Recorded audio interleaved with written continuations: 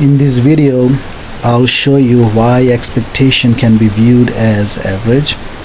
Consider the data 1 1 1 1 2 2 2 5 5 5 8.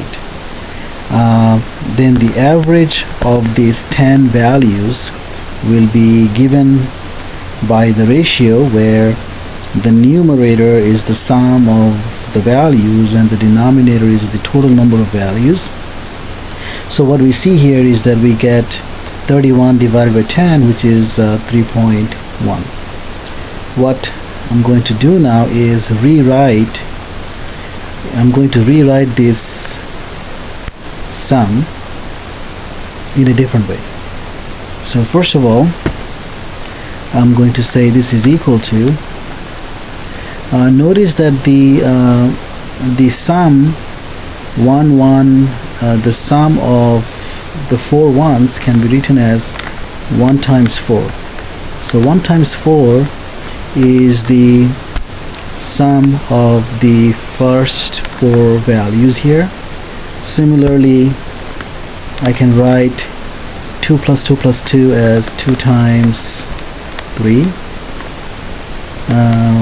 We can also write 5 plus 5 plus 5 as 5 times 3 and plus 8 times 1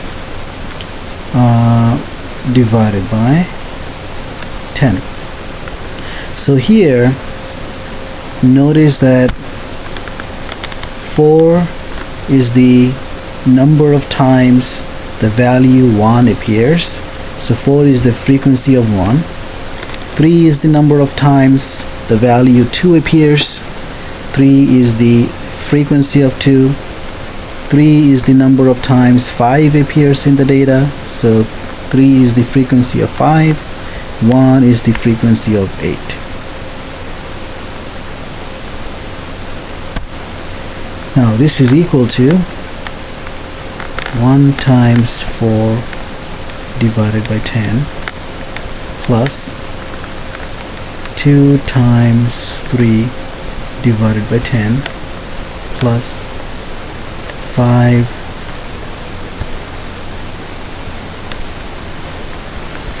times 3 divided by 10 plus 8 times 1 divided by 10. We can further rewrite this as 1 times 4 divided by 10 plus 2 times 3 divided by 10 plus 5 times 3 divided by 10 plus 8 times 1 divided by 10. Okay, so notice that the number 10 here is the total number of values, and the number 4 is the frequency of 1, 3 is the frequency of 2, 3 is the frequency of 5, and 1 is the frequency of 8. So the total frequency is 10.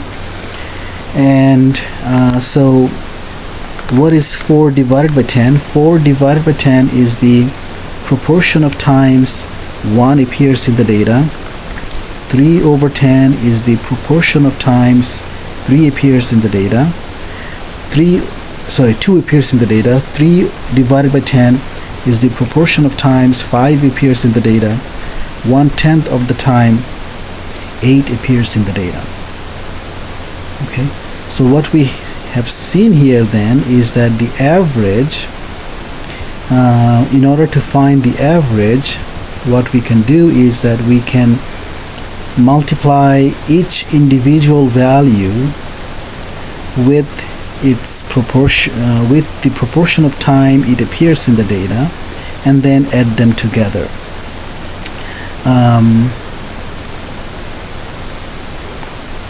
So what we did then is that we had 4 values. We had 4 values. Let me call them x1, x2, x3, x4, and we had the proportions of these values. So P1 is the proportion of times the value x1 appears in the data. P2 is the proportion of times the value x2 appears in the data, and so on. So, and what we have found is that the average of the values is x1 times P1 plus x2 times P2 plus x3 times P3 plus x4 times P4. And if we have more data values, and then we can write them down. Now recall that if x is a discrete random variable, then the expectation of x is the sum of xi times p of xi, probability of xi, where the sum goes over all possible values of a. Now let's write this sum in expanded form. So this sum means I take each value of x, so x1 is a value of the variable x, so x1 times the probability of x1 plus x2 times the probability of x2 plus x3 times the probability of x3 plus dot dot dot. Now the variable x may have a finite list of values, or it may have an infinite list of values. So whatever that is, this is the expectation. And notice that remember that the p of x1, the probability of x1, can be thought of as the proportion of times the value x1 occurs when the underlying experiment is run repeatedly many times. So same way, p of x2, the probability of x2 can be thought of as the proportion of times the value x2 appears when the underlying experiment is run repeatedly, and so on. So you can see the similarities between the definition of the expectation and the definition of average, which justifies why expectation can be thought of as average. So if you have a random variable x, then the expectation of x tells you on average what's the value of x. So let me give another example. Let's say you flip a fair coin. Well, actually, let's say the coin is not fair.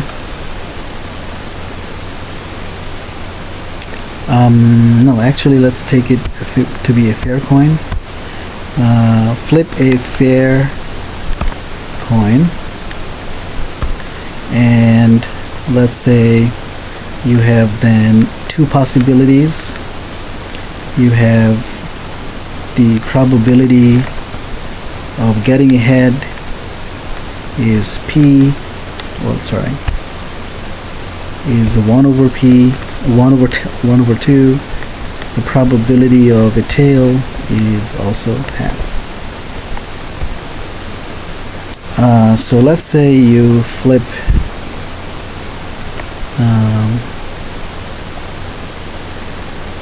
let's say you flip n times, so there are 3 times, so let's say there are 3. Let's say you have 3 flips, and x denotes the number of times head appears. So the values of x could be 0, 1, 2, or 3, right? So then let's find out the expectation of x. So here is the values of x, and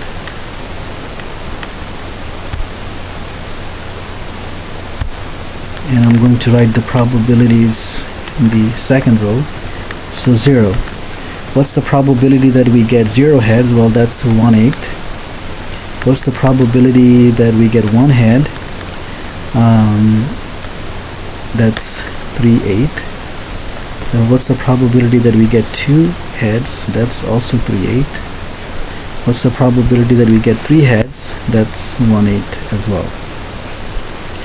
So the expectation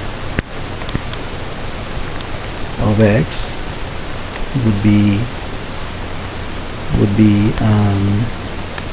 0 times 1/8 plus 1 times 3/8 plus 2 times 3/8 plus 3 times 1/8. So what we get is 3/8 plus 6/8 plus 3/8, which is equal to 12/8, which is